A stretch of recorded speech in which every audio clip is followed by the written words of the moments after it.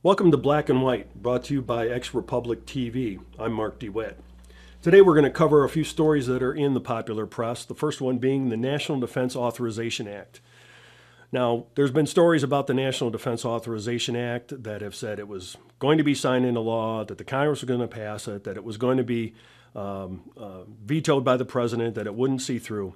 Eventually, through all this and everything that's happened, it looks like the president committed to a signing statement that has brought it into law. Now, the basic idea of what's going on inside of it is still kind of hidden from us. In fact, Congress hasn't been able to see it. But there are some people that are speculating that this is going to include rendition of American citizens.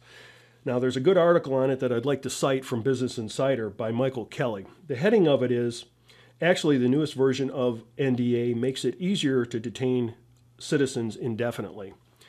Mr. Kelly goes on to talk about the different reasons why he believes that. Now, it may be true, it may not be true.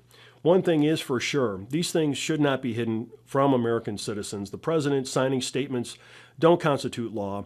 The Congress makes all laws, and we've got a real problem with what's going on with our Congress and our president and the Senate in general. So we're going to have to keep an eye on this story and continue to follow it. I don't know what's going to come of it, but we'll keep on top of it and try and bring you the latest on it. The next story I want to cover is the fiscal cliff. Now, that's kind of a phrase that's been tossed around. It's been used by many people, many articles. It looks like it's a talking point for the administration as they try to bring up what their supposed plan is in order to resolve it. The one thing we know about the fiscal cliff is it's just a name. There have been so many budget problems.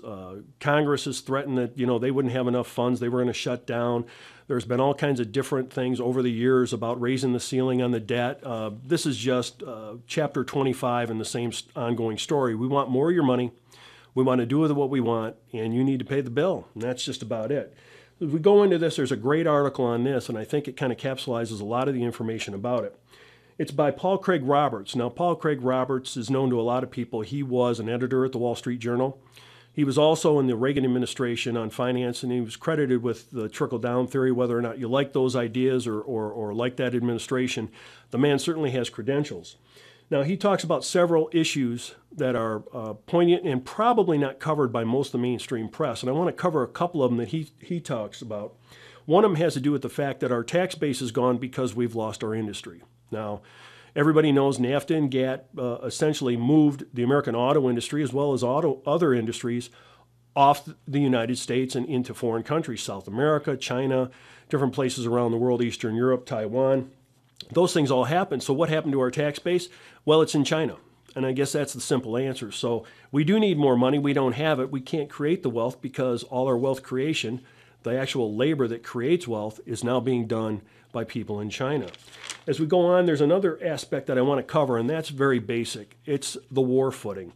Now, Paul Craig Roberts talks about it a little bit. I'd like to elaborate a little bit on that.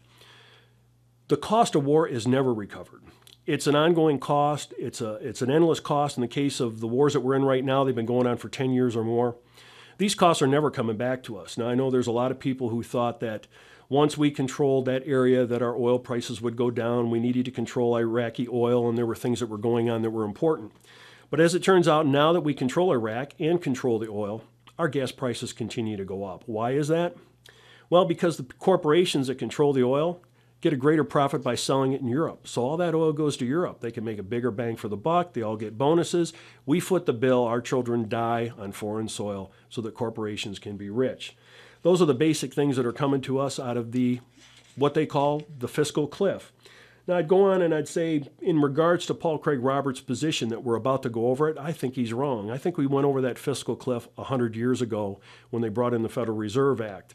What we've been doing for 100 years is free-falling. We're on our way down. I think what we're about to see is not that we're going over a cliff, but rather we're about to hit bottom. And I think that's the only point that I would disagree with Dr. Paul Craig Roberts in regards to this. The last story that I want to cover for this little brief news footage is the sanctions. Now, they're talking about sanctions for Iran. It's one way to limit what they're doing, to hold them back, to stop them from creating a nuclear weapon. After all, one of the oldest civilizations in the world certainly couldn't be trusted with a nuclear weapon. And it's as simple as that. There really hasn't been any kind of intellectualizing about it. You've got hundreds of nuclear weapons all around the area. In Israel alone, there are hundreds of nuclear weapons. You've got nuclear weapons in Pakistan. You've got them in, well, all the Western countries have them, Japan, the United States, England, France, Germany. What's the difference? Well, the difference is we don't want them to have them. So that's just enough. That's all the argument is. They aren't going to have it.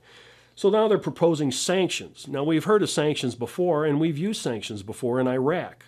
For 10 years, we had Iraq under sanctions, but for some reason, we still had to attack them because we thought they had weapons of mass destruction. Now, we know that's a hoax, and that was a lie perpetrated by the previous president. But what's to say this guy won't say the same thing? It wouldn't matter if we had sanctions. What we do know about sanctions, as with the example from Iraq, is that millions of people are going to die. Now, predominantly, they're going to be children, and they're going to be old people. They're going to be people that are sick to begin with. There are going to be people that are frail to begin with. We killed about 500,000, some people say as high as 1.5 million people with our sanctions in Iraq. Now we're going to put sanctions on Iran. So maybe our whole point is we just want to watch the children and the old people die. It certainly isn't going to cause us to not go to war with Iran. If that's the eventual goal, then we're going to go. And it doesn't matter what the truth is about it, because whatever they want you to believe is what they're going to tell you, and they're going to do whatever they want. Now, we're going to have to keep an eye on this sanctions thing because it's ridiculous in the basic sense of it. It doesn't serve any purpose, except it cost us a lot of money. See, we're going to have to man those barricades. Our children are going to be in harm's way, stopping air flights, stopping ships from going in, and it's going to be our children that ultimately pay with their lives while we pay the bill. Those are 3 stories that I want to watch. We're going to keep up on them, and I'll be bringing you more. Once again, I'm Marc De Witt for Black and White, brought to you by Ex Republic TV. Thank you for your consideration.